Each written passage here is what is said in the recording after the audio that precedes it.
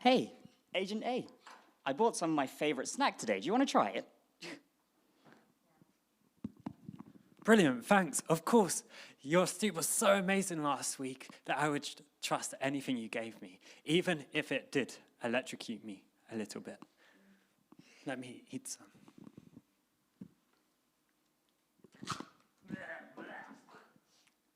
Except from that. That was the worst thing since ever. Yeah. But that's my mum's special recipe for Marmite. You can't just insult it like that. Okay, you face my giggle gun.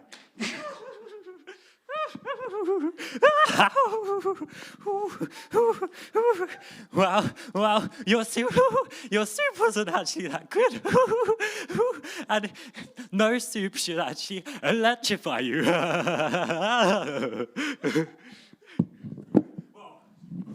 Well, face my tickle taser.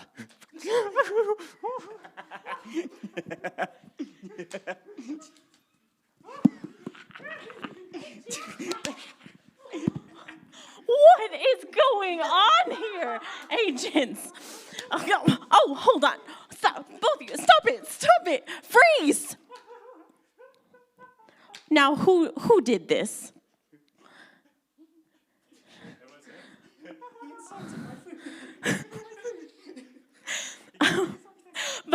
But we have bigger fish to fry. We can't just start fighting each other.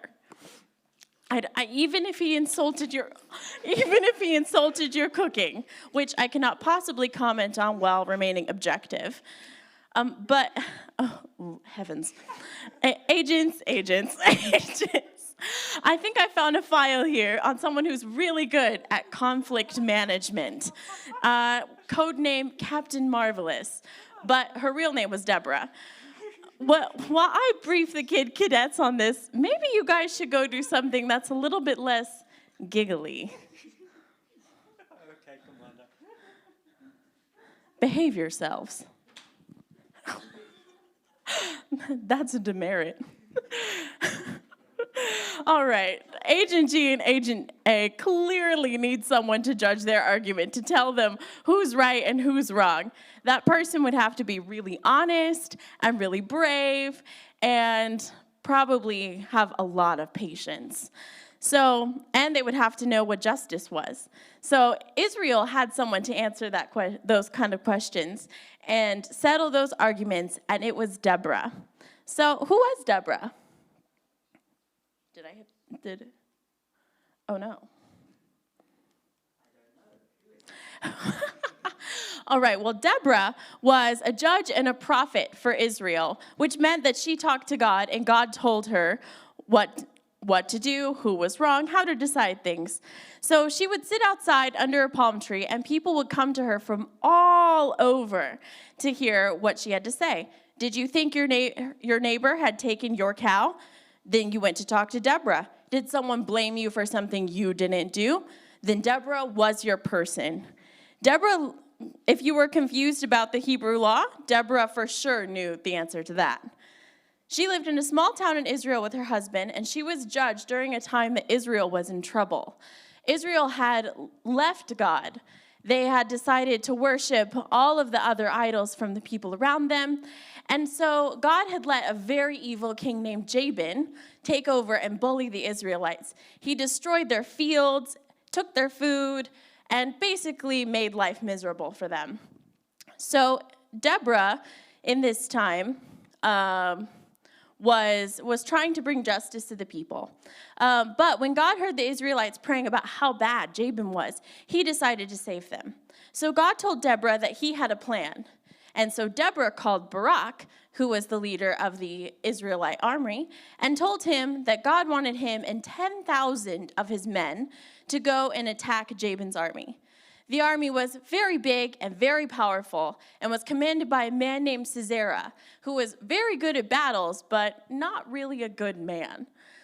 But God said that the Israelites would win, and as we've talked about, we can trust what God says, and that the Israelite army literally just had to show up, and God would do the rest. Barak, though, he said, you know what? I will only go if you, Deborah, come with me. So Deborah went. She obeyed God even though it was dangerous and even though it was probably a little bit scary. So we don't know why. No one really knows why Barak asked Deborah to go with him. Maybe he was really, really, really scared. Or maybe he just thought it's probably a good idea to have someone who hears straight from God come with me. I would want that person on my side too. So Deborah and Barak got all 10,000 people together, and they went to fight this battle at Mount Tabor. I think that's what it's called. So when Barak and Deborah and the whole army arrived, God did exactly what he said, and he actually made Sisera's whole army go crazy. Their weapons started breaking. Their organization completely fell apart. All the horses ran away, and so did all of the soldiers, including the big, scary commander, Sisera. So Sisera ran away, and he found a place that was owned by one of his allies. There were some tents, and he found his ally's wife. And he said, "Oh, I'm safe here." In fact, he felt so safe that he decided to go in and take a nap. But Jael, who was the wife, knew that Sisera was very evil, and he was just a bad man in general. And so when she invited him in, and while he was asleep, she decided to kill him. So then Barak came with all of his horses and all of his men to fight this big battle with Sisera, to find out he was already dead. So all of the battle glory, all of the credit went to Deborah and Jael and God, just as God said would happen when Barak told Deborah that he wanted her to come with him. So what can we learn from Deborah? We can learn that all problems can be solved using wisdom from God. Deborah listened to what God had to say and was able to help the Israelites and teach them how to live in a godly way in a time when that was not a popular option. And we can also learn that Deborah was marvelous because she was loyal to God and what he told her to say, and she did what he told her to do. So, agents, hope you enjoyed Captain Marvelous. For the activity today, I want you to draw a palm tree. You can use your best interpretation of what you think a palm tree looks like.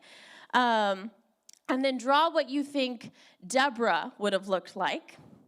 And over somewhere on the page, write, "God makes me brave," to remember that all bravery and all courage is from God. So that's all I have for you today, and I really think I should probably go check on Agent A and Agent G to make sure that they put away the giggle gun and the tickle taser and have finally stopped giggling. Bye.